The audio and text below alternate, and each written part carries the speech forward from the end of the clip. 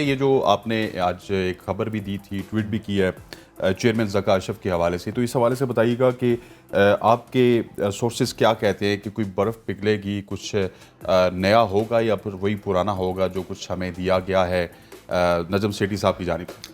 देखें थोड़ा सा मुझे लगता है कि ज़का अशरफ अब क्योंकि अब मैं बनने वाले हैं इन नियर फ्यूचर, पता नहीं कब बनेंगे लेकिन नियर फ्यूचर में वही बनेंगे। लेकिन जो इनके कुछ मोटिव हैं जो डिफरेंट हैं थोड़े as compare to Najam Sethi. एक तो ताल्लुकात हैं, हमने डिफरेंट जो क्रिकेट बोर्ड्स हैं उनके साथ ताल्लुकात बेहतर बनाने हैं, क्योंकि इस टाइम जो है वो BCCI का मुकम्मल तौर पर राज है। और ज़का अशरफ के जो है एक टारगेट उन्होंने सेट किया कि मैंने BCCI, जाहिर सी बात है उनकी लॉबी अलग है और उस लॉबी में PCB की कोई जगह नहीं है। Exactly. तो PCB ने अपनी एक वर्थ बनानी है और उसको वर्थ को बेहतर करने के लिए आपको क्रिकेट बोर्ड्स के साथ रिलेशनशिप अच्छे बनाने हैं, तो वो एक टारगेट रखा हुआ है।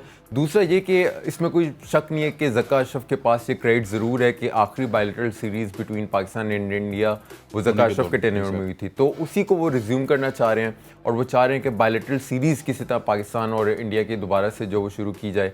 और इसी हवाले से ये एक तो एग्जीक्यूटिव मेंबर्स की जो वो मीटिंग तो होगी ICC की डर्बन में, लेकिन साथ में साइड लाइन्स पर भी जो है वो डिफरेंट क्रिकेट बोर्ड्स हैं वो उनके चेयरमैन आपस में खुद ही एक प्राइवेट मीटिंग जो है वो कंडक्ट करा सकते हैं। तो जय शाह के साथ मीटिंग ज़रूर है ज़का अशरफ की, और उस पर पहली तो जाहिर सी बात है बायलैटरल सीरीज़ की, दूसरी बात है चैम्पियंस ट्रॉफी की। क्योंकि मैं आपको ये बता दूं कि ज़का अशरफ इस बात से खुश नहीं है कि एशिया कप जो है वो हाइब्रिड मॉडल पर हो रहा है, तो हाइब्रिड मॉडल की बात अब ऑप्शन पे नहीं रखी ज़का अशरफ ने। तो वो चाहेंगे कि चैम्पियंस ट्रॉफी की अभी से ही एक वो कहते हैं ना कि स्टेपिंग स्टोन अभी से ही एक रख दिया जाए, क्योंकि एंड पे जाकर बात करने से बेहतर है कि अभी से ही वो बात करें और चैम्पियंस ट्रॉफी मुकम्मल तौर पे पाकिस्तान में कंडक्ट कराने के टारगेट जो है वो ज़का अशरफ ने सेट किया हुआ है। तो एक हेल्दी हमें लग रहा है कि पाकिस्तान के जो है वो एक बेहतर तरीके से फेस जो है वो ज़का अशरफ ज़रूर रिप्रेजेंट कर सकते हैं। और क्या आप समझते हैं कि एशिया कप या वर्ल्ड कप के हवाले से भी कुछ रिलैक्सेशन मिल सकती है, कुछ मैचेस ज़्यादा मिल सकती हैं, या वो बस फाइनल हो चुके हैं अब? देखें, एशिया कप के हवाले से हमारे जो फेडरल मिनिस्टर हैं IPC के एहसान मज़ारी, उन्होंने कहा कि इस पर हम लोग मज़ीद बात कर रहे हैं और हमें मुकम्मल तौर पे अभी भी हमारी उम्मीद है कि मुकम्मल तौर पे एशिया कप जो है पाकिस्तान में होगा। ये ठीक है, स्टेटमेंट के तौर पे तो ठीक है, आप बीइंग अ पैट्रियोटिक आप पाकिस्तानी हैं, आपको सुनने में भी अच्छा लगता है, लेकिन रियलिटी अलग है। ऑब्वियसली स्केड्यूल जब वो अनाउंस हो गया है, अब बस जो श्रीलंका में मैचेस होने हैं वेन्यूज़ वो सिर्फ अनाउंस होने बाकी हैं, अब एंड टाइम हो गया है। तो अब जितने मैचेस पाकिस्तान को मिले हैं 4 हैं, वो होंगे, 4 से 5 हो सकते हैं लेकिन उससे ज़्यादा नहीं हो सकते। श्रीलंका और पाकिस्तान ये होस्ट करेगा, लेकिन वर्ल्ड कप के लिए डेफिनेटली अभी बहुत टाइम है और पाकिस्तान उस पर जो है वो। और इस मीटिंग का बेसिक एजेंडा क्या होगा फिर?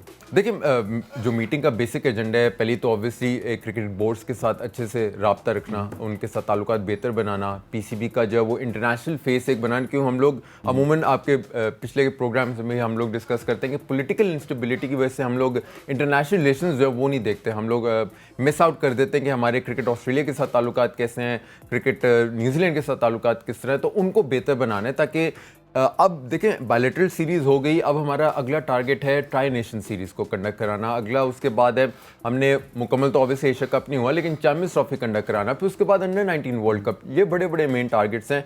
बायलैटरल सीरीज़ तक खुद को रिस्ट्रिक्ट हम नहीं रखना, बायलैटरल सीरीज़ इंडिया के साथ भी करानी है। बहुत बड़े टास्क हैं, लेकिन अभी से अगर इस पर काम शुरू नहीं करेंगे तो काम फिर बनेगा नहीं। और ये मैं आपको बताता हूँ कि ज़का अशरफ डेफिनेटली इस पर काफ़ी कीन नज़र रखे हुए हैं। ठीक हो गया, ज़का अशरफ इस पर कीन नज़र रखे हुए, क्योंकि अरफा की बात जो है ना, अरफा ने हमें आज से 15-20 दिन पहले बता दिया था, जब ज़का अशरफ साहब का नाम लेने वाला कोई नहीं था मीडिया में, कि इन्होंने कहा था कि ज़का अशरफ साहब आ रहे हैं, तो इस वजह से इनका भी पॉइंट ऑफ व्यू ले लिया। असल में तो बात अरफा आपसे करनी है इमर्जिंग एशिया कप के हवाले से। इमर्जिंग एशिया कप ठीक उन्हीं दिनों में हो रहा है जिन दिनों में हमारी टीम श्रीलंका में मौजूद होगी। ये टीम भी श्रीलंका में इमर्जिंग एशिया कप खेलेगी। इस हवाले से टीम हमारी रवाना हो चुकी है। कैसी कैंपेन देख रहे हैं आप इमर्जिंग एशिया कप की पाकिस्तान टीम की? अच्छी बात है, क्योंकि देखें एशिया कप ऑब्वियसली श्रीलंका में खेला जाएगा और हमारे जो है वो काफ़ी प्लेयर्स जो टेस्ट सीरीज़ में भी उसमें ही रिप्रेजेंट कर रहे हैं और जो इमर्जिंग कप है उसमें भी हमारे जो है स्क्वाड में शामिल हैं।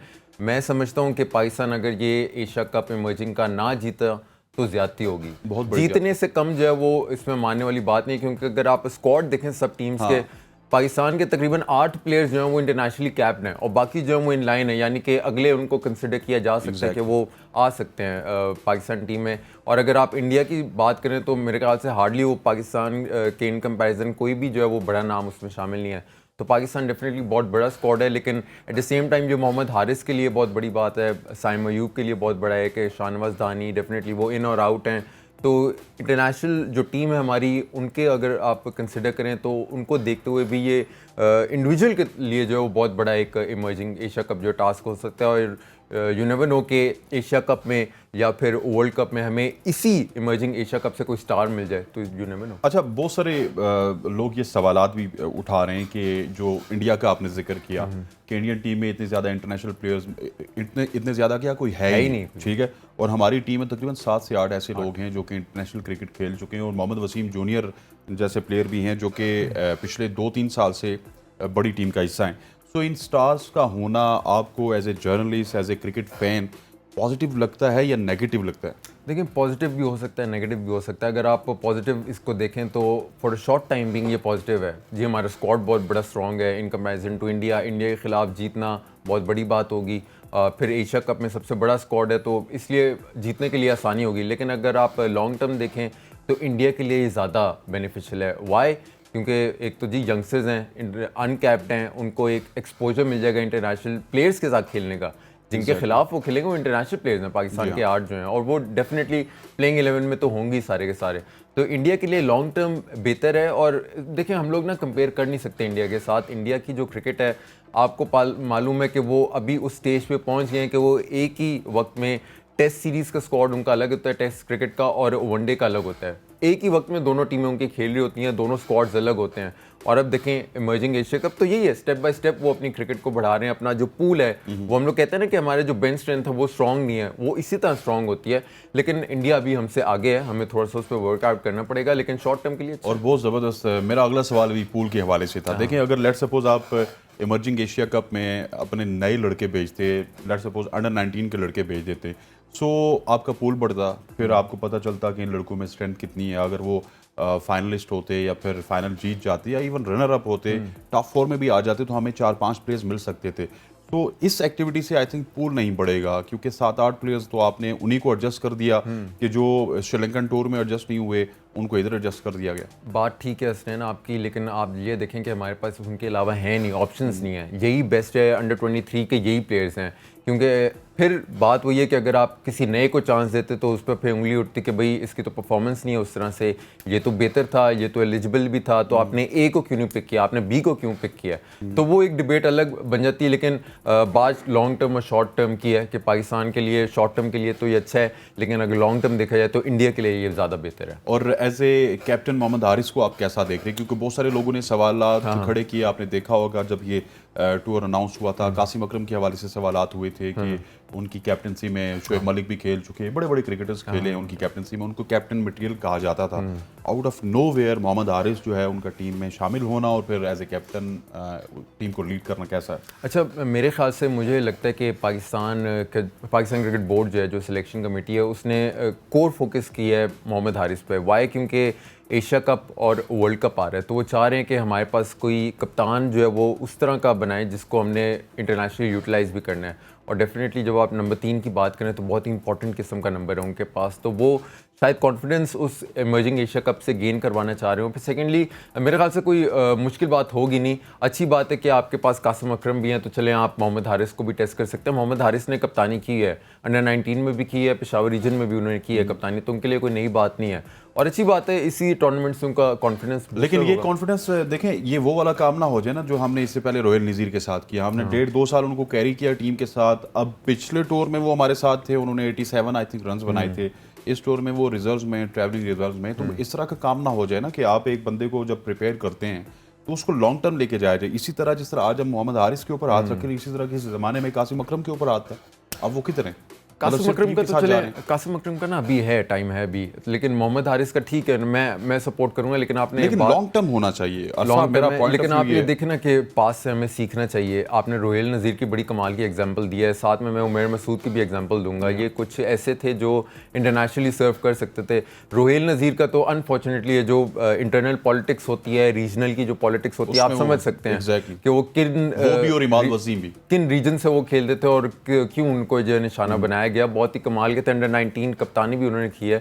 तो सेट थे बिल्कुल ऊपर आने के लिए, लेकिन अनफॉर्चुनेटली उनके साथ जो है काफ़ी बुरा, और जो अब वो आउट ऑफ नोवेयर हैं, वो कहीं है नहीं सर्किट में, कहीं भी हमें नज़र नहीं आते। लेकिन मेरे ख्याल से मोहम्मद हारिस को जो ये किया है, ये एशिया कप और वर्ल्ड कप को नज़र रख के जो है किया, ताकि उनका कॉन्फिडेंस बूस्ट हो सके और थोड़ा सा जो है वो बेहतर तरीके से और रिप्रेजेंट। बाकी जो नो इंटरनेशनल प्लेयर्स हैं, ये अगर इंडिया श्रीलंका में परफॉर्म कर जाते हैं और इमर्जिंग एशिया कप में परफॉर्म करते हैं, तो क्या आप देख सकते हैं कि इनको फिर आगे इसी परफॉर्मेंस की बुनियाद पे एशिया कप या फिर वर्ल्ड कप खिलाया जाएगा? Why not? आप देखें, सरप्राइज पिक तो होनी चाहिए। वो जो वाइल्ड कार्ड एंट्री होती है वो तो बहुत ही कमाल के, 92 में जैसे इंजमाम को पिक कर लिया था आउट ऑफ नोवेयर। तो मेरे ख्याल से वैसे तो मुझे ये लगता है पर्सनली कि आपके वर्ल्ड कप में या एशिया कप में साइम अयूब आपके जो है वो ट्रम्प कार्ड हो सकते हैं, लेकिन इन तमाम में अगर देखा जाए थोड़ा सा, तो उमैर बिन यूसुफ मुझे काफ़ी टैलेंटेड लगते हैं। उनका जो है वो अगला हम देख सकते हैं कि वो पाकिस्तान को अच्छे तरीके से लॉन्ग टर्म के लिए सर्व कर सकते हैं।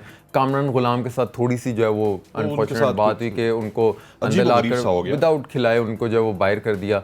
शाहनवाज दानी के लिए अच्छा हो सकता है कि वो अभी अपने आप को एस्टैब्लिश जो है उस अगर वो पिक्चर्स वगैरह ना लें, चलिए ठीक है, वो सोशल मीडिया का वो अलग होता है, लेकिन उसको भी कंट्रोल करके चलना है। लेकिन ये इंडिविजुअली जो है वो बेहतर है एशिया कप। अच्छा, वसीम जूनियर के हवाले से ना मेरी बड़ी नज़र है वसीम जूनियर के ऊपर, क्योंकि जब से वसीम जूनियर खेल रहे हैं, मेरा ख्याल है कि this is the only time Sri Lanka में भी और फिर इंडिया में भी अगर वर्ल्ड कप के लिए हम उनको लेके जाते हैं ना, तो उनको एक चांस मिलेगा, क्योंकि वसीम जूनियर इस तरह के बॉलर हैं जो कि यॉर्कर्स भी बड़े अच्छे करते हैं, फिर स्किड भी उनकी अच्छी है और रिवर्स स्विंग भी करते हैं। वसीम जूनियर अगर परफॉर्म करते हैं तो मैं समझता हूँ कि हमें ज़्यादा हेल्प मिल सकती है वसीम जूनियर की सूरत में इंडिया में। बिल्कुल मिल सकती है, क्योंकि आप ये देखें कि एक तो श्रीलंका की पिचेस तेज़ तो हैं नहीं, डस्टी ड्राई पिचेस होंगी, स्पिनर्स के लिए ज़्यादा साजगार होती हैं।